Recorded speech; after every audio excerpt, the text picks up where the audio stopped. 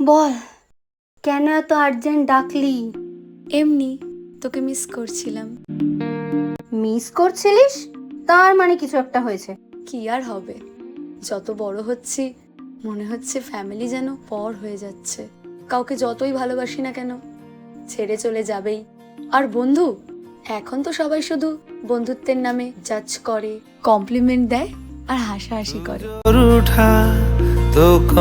তাহলে এই যে এত কথা তুই যে আমাকে বলছিস, আমিও যদি তোকে জাজ করি?